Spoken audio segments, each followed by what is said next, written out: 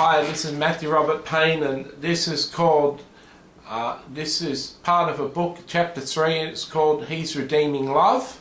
And this chapter is called Surfing and Golf Balls. Interesting title, isn't it? By the time I was 8, I was in Coffs Harbour, a beach town, and in a country town where I spent 10 formative years. My father had moved at the age of 40 from Sydney, a city in Australia, a major city, the largest city in Australia, and he'd moved to a country town with about 15,000 people living in the city. Currently, Coffs Harbour surrounding district has got about 30,000 people in it, but Sydney has got, I think, 4 or 5 million people living in it. So you can imagine the difference between living in a big city and going to a country town. One of the differences between a city and a country town is when you walk down the street in a country town, people look at each other in the eyes and motion to each other and acknowledge each other with a smile. In a city that doesn't happen as much. So my father had worked those 12-hour days for many years, and at the age of 40 he moved from Sydney, sold his house in Sydney, moved to Coffs Harbour, and we had a house built in Coffs Harbour specifically for us, and to the way Dad wanted his house designed, and my dad paid for the house with cash. So he was completely out of debt at the age of 40. He had 4 children, and at the age of 40 he was out of debt. To compare that to my brother's life and my sister's life, my sister's got a mortgage with at least 10 or 15 years left on it, and she's 48. And my brother has a mortgage, and my younger brother has got a mortgage that lasts many years. And because I've lived such a dark life and a life of sexual sin, I haven't got a house. I live in a government accommodation, and I pay rent, and cheap rent, that is, but I've been fortunate, but I don't own a house, I don't own a mortgage. So I'm 45 and I don't own anything. My sister's 48 and she's got a 15-year mortgage. My brother's got a mortgage, my younger brother's got a mortgage. Everyone in their 40s seems to have a mortgage on their house, but my father at the age of 40 had a house with no mortgage, and I think that's tremendous success that my father had, something I have to be very proud of. So at the age of 40 he moved to Coffs Harbour, lived in a country town. When my father moved into a job, he worked for my uncle. My mother's had a sister, and her husband and her sister started a business fixing brakes for cars, and my dad used to ask my uncle if he ever had a job position come up that a simple man could do, could he do that job. And my uncle came up with an idea to put brake shoes in an oven and recast them and rebond them and fix them up, and I don't really understand what that process is, but it makes second-hand brake shoes into like new brake shoes, and costs a lot less than replacing your brake shoes in your car when they run out. And so my dad got the job of doing that, reconditioning brake shoes for cars and trucks. And so we moved up and he had that job. Now, my dad was a supervisor in the job that he left and was on a particularly good income and salary. When he moved to Coffs Harbour, he took a big pay cut to to do this new job that didn't require any training. And he wasn't working 4 hours a day overtime, so he took a massive pay cut to move to Coffs Harbour.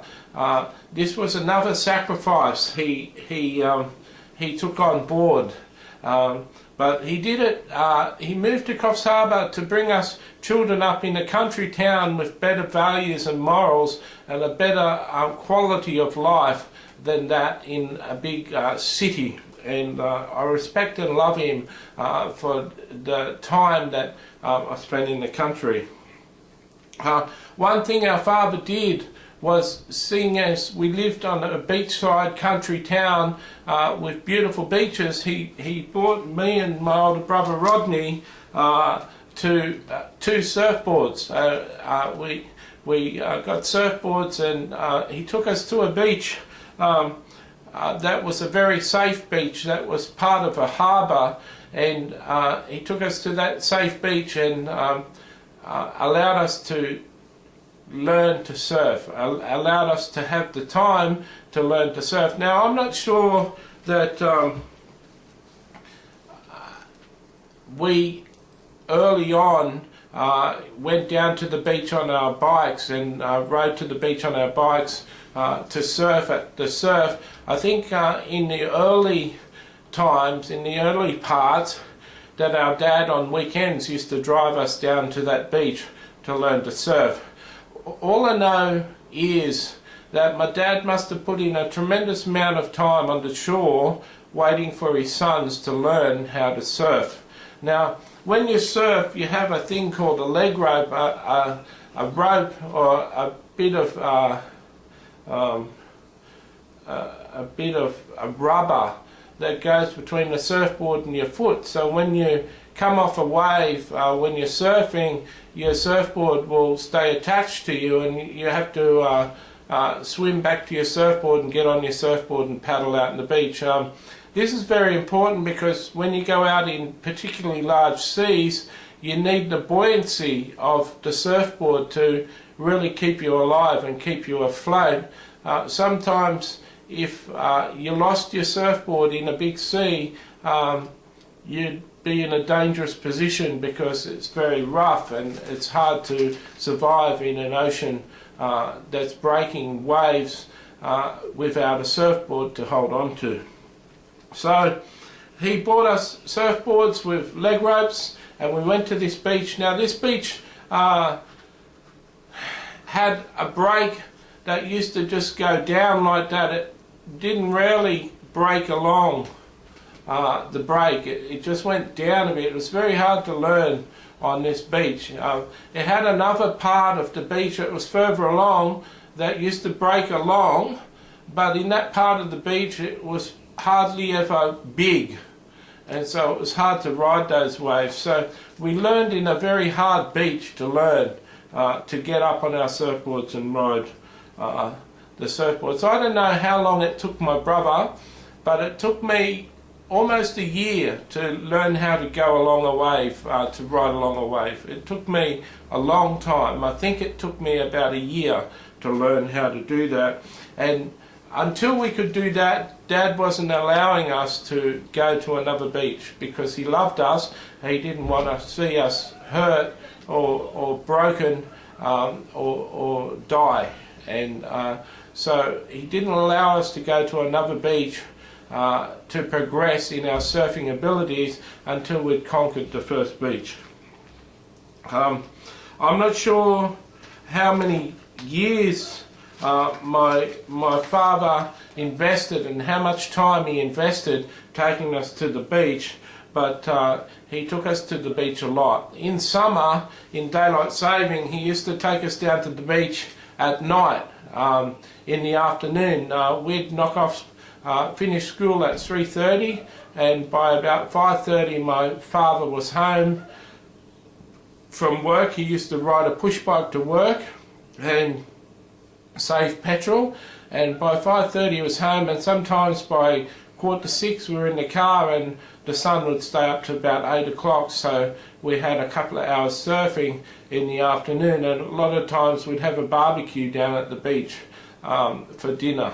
And that was tremendous and very happy times. I still remember surfing in the afternoon after school, and the barbecues that my mother used to cook, and that was tremendously happy times that I can remember.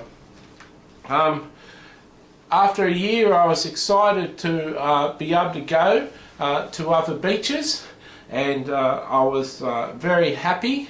And after a year, I could ride along a wave, which was an exciting thing for a surfer to do.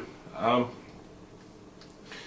have to say here that a number of times, about well, 2 times that I remember clearly and vividly, I almost drowned in the beach. One time I was out on the beach and in a pretty heavy, pretty big surf, and the surf broke along a rock wall, which was very dangerous to be hit against that rock wall and probably kill you. I got a cramp in both of my arms and both of my legs, so when I tried to paddle on the wave and catch a wave, both my arms are cramped, and when I tried to stand on my legs, my legs were cramped, and I was in a very dangerous position and almost drowned. Another time I was in a particularly big surf and I fell off my board, and I kept on getting swamped by waves breaking on me one after the other, and there must have been about 6 big waves that kept on breaking on me. And when a wave breaks on you and you're underneath the white foam of the wave, it's very traumatic under there, and unless you go deeper where it's peaceful, it can really stir you up and you can lose breath, and it's very turbulent and takes the breath out of you while you're trying to hold your breath. And after 6 waves I'd had enough. At one stage I gave up and said, I'm dead. And I just got this one last thought, just to try and pull myself up by my leg rope to my surfboard, instead of giving up, I pulled up and I got to my surfboard, and I was okay, and the waves seemed to relent, and I was able to paddle out and be safe. Certainly sitting out the back puffing for a long time, getting over the ordeal and the experience, but I never forgot that it was a time where my life was in the balance. I was not, as a surfer, I wasn't a competitive surfer.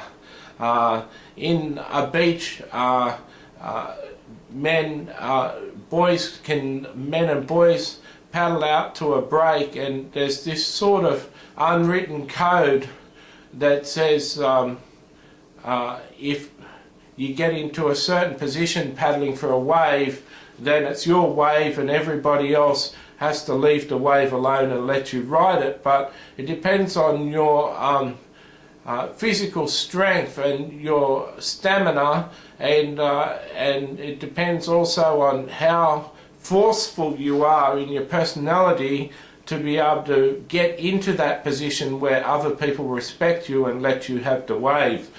Some people who are weaker in their emotional makeups and weaker in their physical strength aren't able to consistently paddle for waves and get into that position where the wave is theirs. So as a person that didn't have a whole lot of self-esteem and wasn't physically, didn't have the physical prowess to consistently paddle for waves and get into that position to rightfully own the wave, I was a person who didn't seem to catch many waves. The only waves that I seemed to catch were waves that nobody else was interested, which were littler waves, or when everyone else at the break had caught a wave and were busy paddling their way out, and another wave came that I could compete for because there was no one else to compete with.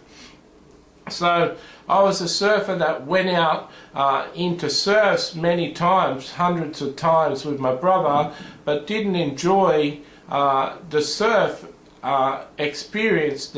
experience as much as my brother did.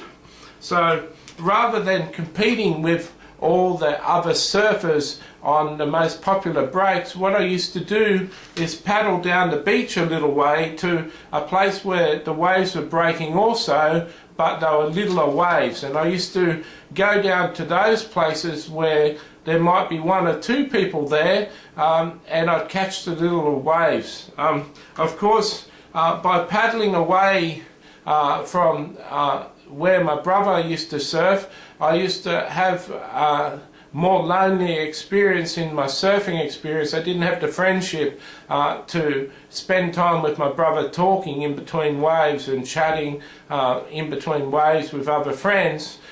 It was a more lonely experience, but I enjoyed my surfing experience more because I was able to catch more waves and enjoy myself. I did have in my surfing life, I did have a few waves that I remember, that I caught, that I had a good experience on. One wave, I caught this very big wave and was riding the wave, and the tube, the wave broke over me, so I was positioned inside the wave travelling along, and the wave was breaking. That's called a tube, and I was in this particularly large tube, and I was standing fully erect on my feet, and this tube was breaking over me just as my brother was paddling out in the surf after catching a wave, and he saw me riding in this tube, and when I got finished with the wave and paddled out the back of the waves, my brother said it was a tremendous tube, and he was very happy with the wave I'd caught. I'd done a very good job, and my brother didn't often comment on my surfing, and I remember that wave. It brings a smile to my face. I can still remember being in that wave, and that was an enjoyable memory to have.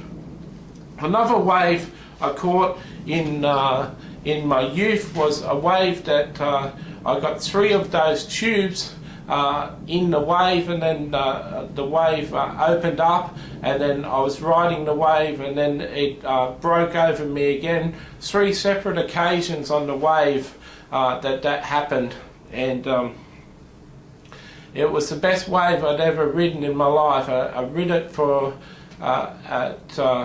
at least 100 metres long, and I always remember that wave. I paddled out the back and told my brother that I'd got 3 tubes and I had this wonderful wave, and he dismissed it. My brother was very much about himself and the waves he was catching, and he didn't seem to understand when I'd caught a good wave or made a comment about a good wave that I'd caught. It was all about him and everything he was doing, and he was quite happy to share stories of the good waves that he'd caught and what he'd done, and I was quite happy to listen to him. But my brother didn't seem to be too interested in hearing the good waves that I'd done. But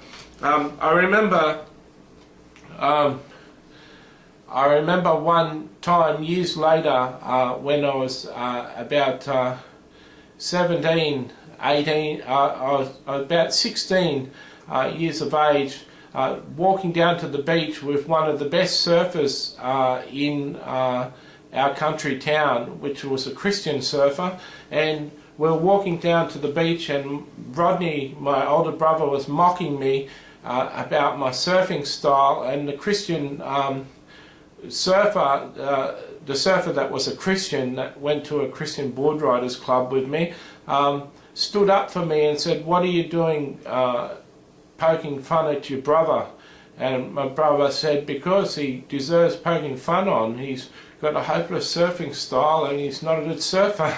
And the Christian surfer said to my brother, "I saw your brother ride the best wave I've ever seen ridden in Coffs Harbour." I saw your brother ride a wave with 3 tubes, and it was the best wave I've ever seen ridden in Coffs Harbour. Don't you ever talk about your brother like that in my presence again." And I was so happy it stood up for me, but many times in my life, as I've reached the point of being suicidal, I've remembered with tears that guy saying, still makes me emotional today, that guy saying it was the best wave he'd ever seen ridden in Coffs Harbour. For him to speak, he used to win the competitions in surfing in our local area. For him to say it was the best wave, it really was. And so I have some precious moments of my time surfing. One time we were surfing, and dolphins came into the surf, started surfing with us, and this was a common occurrence with surfers to have dolphins riding waves with them, and a very mystical and spiritual experience. But on this one occasion, these dolphins came in. They came with the dolphins. They about 20 minutes after the dolphins arrived, a nursery of dolphins arrived with baby dolphins, which are, that big, and they were in a nursery protected by special mothers. And I remember paddling out to the nursery and paddling close to the nursery to have a look at the little babies, and the ones protecting it were nervous and was coming up to the dolphin that was leading me out and asking a question, saying, "Is he all right?"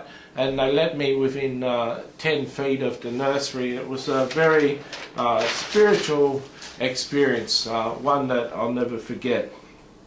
So that's my surfing life as a youth. I had a lot of enjoyment surfing. Now we come to golf balls. When we weren't at the surf, we spent a lot of time in lakes, walking around, searching for golf balls and diving in the lakes to the bottom of the muddy lake with our hands, searching for golf balls. It was in the late 70s and early 80s that we used to collect up to 100 golf balls and was able to wash them and sell them for about $30. And that was tremendous money for a young boy to have in those years, all those years ago.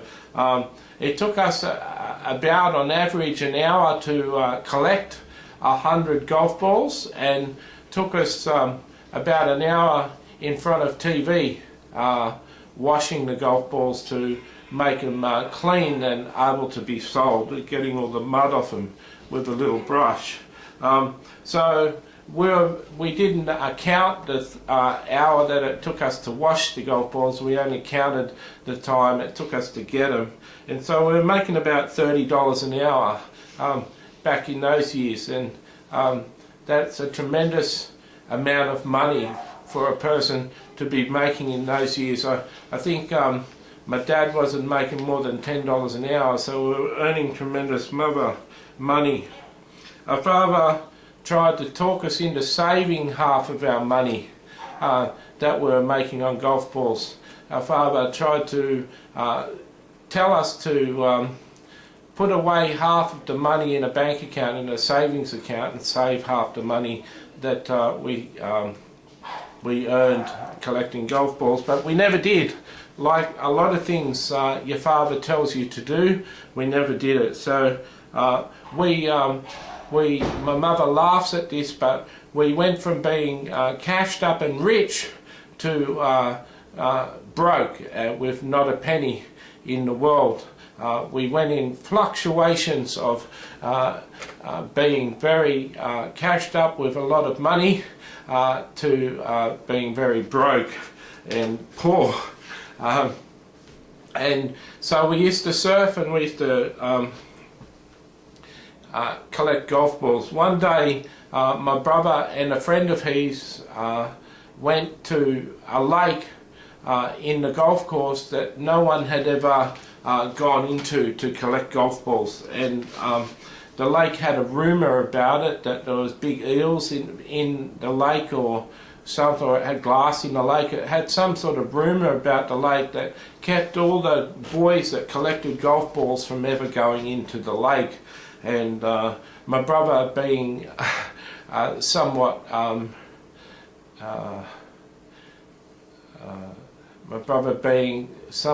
a confident person, finally overcame these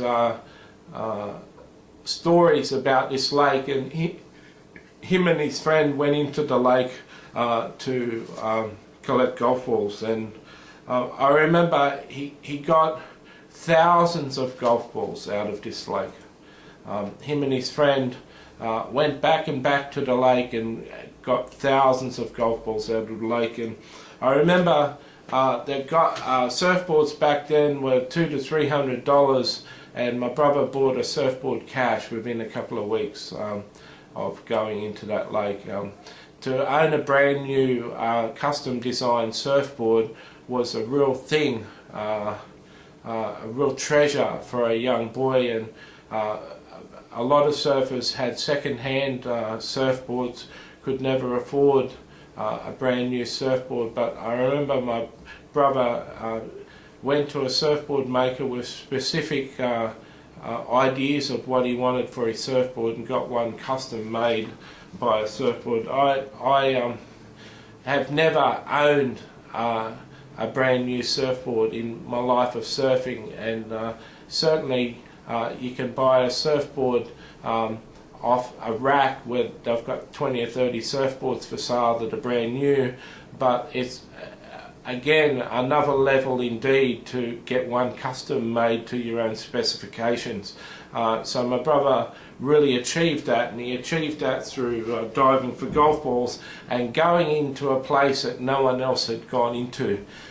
That sort of says something about my brother, who's in business now, about going to places and being prepared to go to places in business that other people aren't going, having the courage to do that. We would collect golf balls all year round, so even in the middle of winter we'd be in wetsuits and going into freezing cold lakes, putting our head under the water and diving in freezing cold water to get golf balls.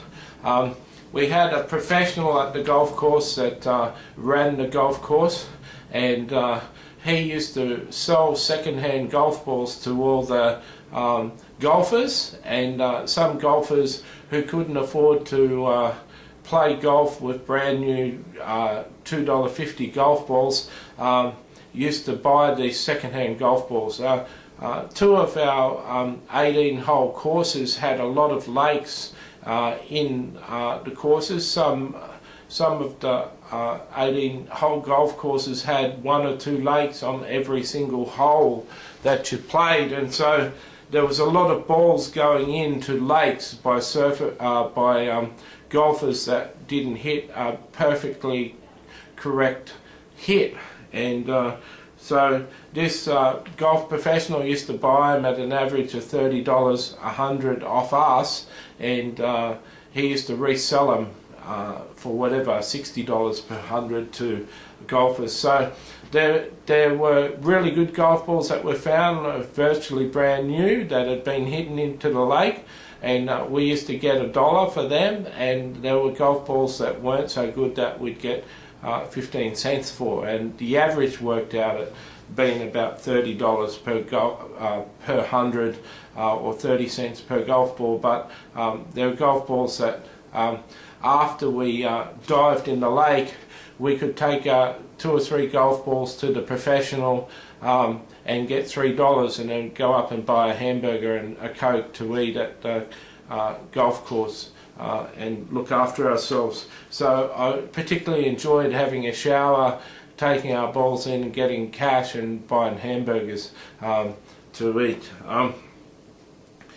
there were certain rules that the professional had that we were to abide by, that we weren't to sell our golf balls at any other place but at his store, and we weren't to sell our golf balls to players that are going around the golf course, and we're to respect certain golfers with special behaviour that we're to have collecting the golf balls. And there was a whole lot of rules that he had, and me and my brother Rodney seemed to break every rule of his, and we broke his rules on multiple occasions, and he came to realise that he could do better and find other people that would obey his rules. And so we were sacked, and we were told that we couldn't collect golf balls at that golf course anymore. But we that was our major source of income, so we didn't take that lightly. So we used to go to the golf course, sneak into the golf course in the middle of the night and collect golf balls in the middle of the night. And sometimes we got caught doing that too, but they weren't fast enough to call the police and have us arrested. So we used to sell the golf balls on the black market to pawnbrokers who bought and sold golf balls for us too.